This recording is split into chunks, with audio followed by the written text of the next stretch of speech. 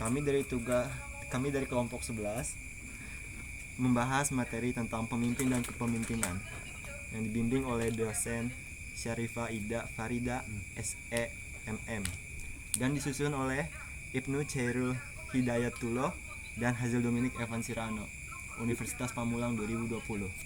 Alami sih sampo. Oke, baik, di sini saya akan menjelaskan tentang pengertian pemimpin dan kepemimpinan.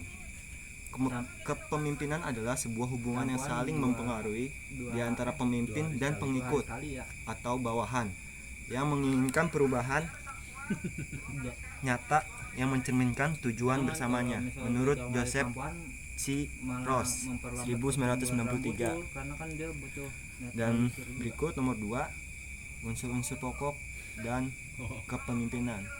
1. Kepemimpinan sebagai fokus proses-proses kelompok. Di sini menurut Mumford, kepemimpinan adalah keunggulan seseorang atau beberapa individu dalam kelompok dalam mengontrol gejala-gejala sosial. 2. Kepemimpinan sebagai suatu kepribadian dan akibatnya. Menurut Bowden tahun 1926 mempersamakan kepemimpinan dengan kekuatan kepribadian.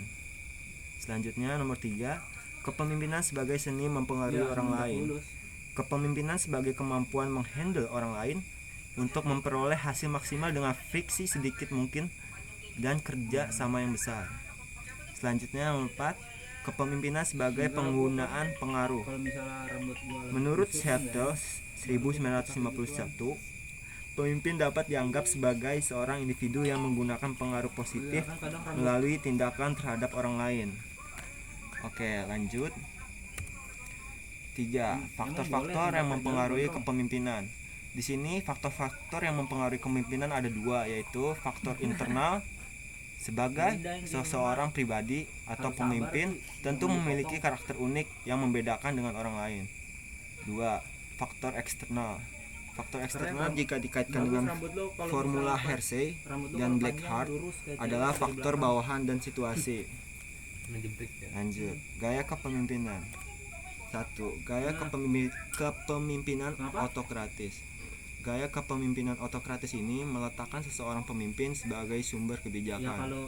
Pemimpin merupakan segalanya. 2. Gaya kepemimpinan demokratis. Gaya kepemimpinan ini memberikan tanggung jawab dan wewenang kepada semua pihak, sehingga ikut terlibat aktif dalam organisasi. Anggota diberikan kesempatan untuk memberikan usul serta saran dan kritik demi kemajuan organisasi. Oke, next selanjutnya. 5. Sifat-sifat kepemimpinan. 1. Ada sifat rendah hati. Pada hakikatnya kedudukan pemimpin itu tidak berbeda dengan kedudukan yang dipimpin. 2. Sifat terbuka untuk dikritik. Seseorang pemimpin haruslah menanggapi aspirasi-aspirasi umat dan terbuka untuk menerima kritik-kritik sehat yang membangun dan konstruktif. Tidak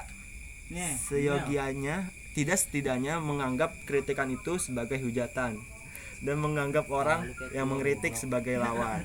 Oke, selanjutnya akan dibacakan oleh Ibnu. Lalu kayak telur. 6. Peran pemimpin dalam kelompok. Seorang pemimpin harus dapat melakukan sesuatu bagi anggotanya sesuai dengan jenis kelompok yang dipimpinnya. Ada beberapa hal yang perlu dilakukan oleh pemimpin untuk dapat mendinamiskan kelompok, yaitu 1. Mengidentifikasi dan menganalisis kelompok beserta tujuannya. 2. Membangun struktur kelompok. 3. Inisiatif. 4. Usaha pencapaian tujuan. 5. Mempermudah komunikasi dalam kelompok. 6. Mempersatukan anggota kelompok.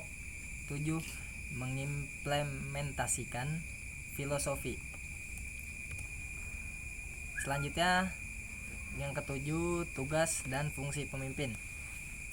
Fungsi kepemimpinan yang hakiki adalah 1. Selaku penentu arah yang akan ditempuh dalam usaha untuk pencapaian tujuan. 2. Sebagai wakil dan juru bicara organisasi dalam hubungan dengan pihak luar. 3. Sebagai komunikator yang efektif. 4. Sebagai integrator yang efektif, rasional, objektif, dan netral. Fungsi pokok pemimpin adalah: 1. Memberikan kerangka pokok yang jelas yang dapat dijadikan pegangan oleh anggotanya. 2. Mengawasi, mengendalikan, dan menyalurkan perilaku anggota yang dipimpin. 3. Bertindak sebagai wakil kelompok dalam berhubungan dengan dunia luar. Selanjutnya ada fungsi-fungsi kepemimpinan, meliputi kegiatan dan tindakan sebagai berikut. 1. Pengambilan keputusan. 2. Pengembangan imajinasi. 3. Pendelegasian wewenang kepada bawahan. 4. Pengembangan kesetiaan para bawahan. 5. Pemrakarsaan, penggiatan dan pengendalian rencana-rencana.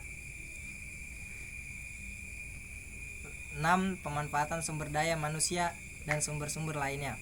7. Pelaksanaan keputusan dan pemberian dorongan pada para pelaksana. 8. Pelaksanaan kontrol dan perbaikan kesalahan-kesalahan. 9. Pemberian tanda penghargaan kepada bawahan yang berprestasi. 10. Pertanggungjawaban semua tindakan. Sekian presentasi dari kelompok kami. Mohon maaf apabila ada kekurangan, kurang lebihnya mohon dimaafkan. Wabillahi taufiq wal hidayah. Wassalamualaikum warahmatullahi wabarakatuh.